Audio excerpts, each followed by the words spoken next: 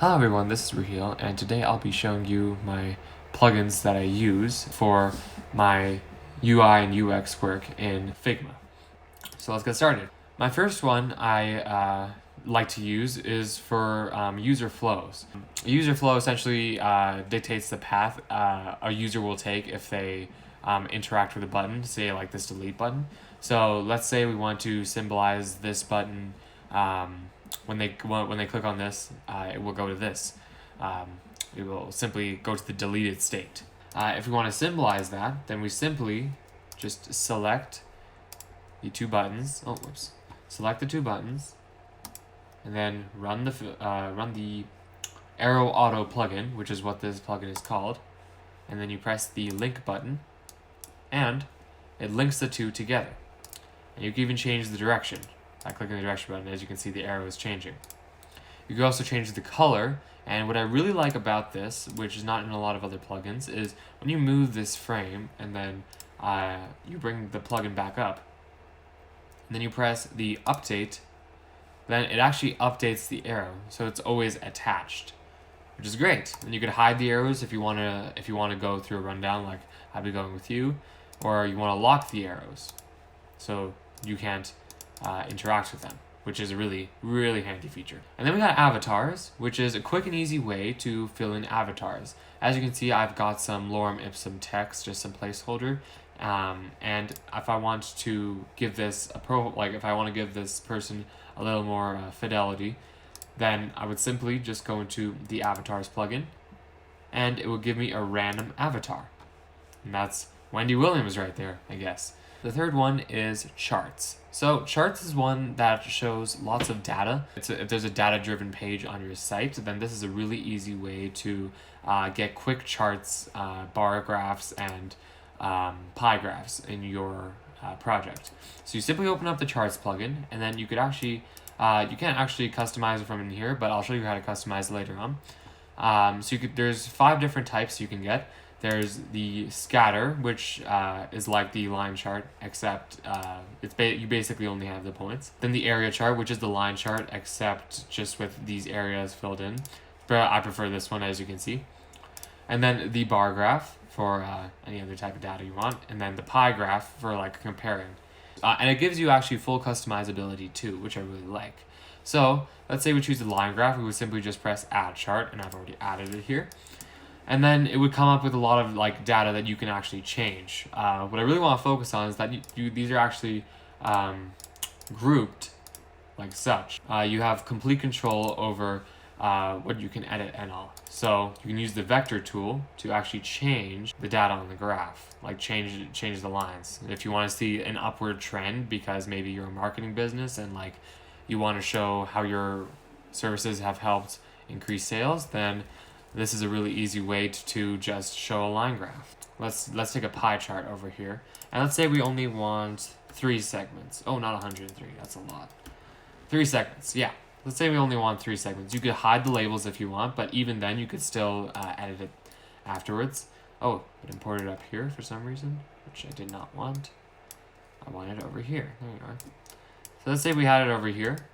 Then you could easily double click on any of these and just delete them one by one if you wanted. And it gives you full customizability in terms of you can change the color, the selection colors over here, and you can change the labels. So let's say I didn't want any labels, but what a popular way to use the labels is on the inside. So let's say, video work, and let's make it bold. And yeah, so there's a quick label right there. And then you could easily go into vector tools and edit any of these points. And if you want a quick way to increase the gap between these little circles, then you would just click on the stroke, and then like that, you just increase it. And I have to do that on all of them. And there you go. And then the Iconify, which is arguably the best icon plugin I have ever seen to date. You have big list of icon libraries that are used in CSS. Most commonly, like the biggest one would be Font Awesome, 5, but there's many others used, like material design for any Google, or dash icons, and then feather icons, which is also a really popular one, like Font Awesome. And then like if I go on arrow, then you have like 19, like up to 19 results on an arrow. Like there's so many.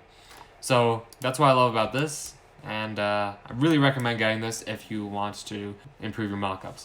Lorem Ipsum. This is a must-have if you are mocking up your work, showing it off, and you only want placeholder text just to give the client a good idea of what you want.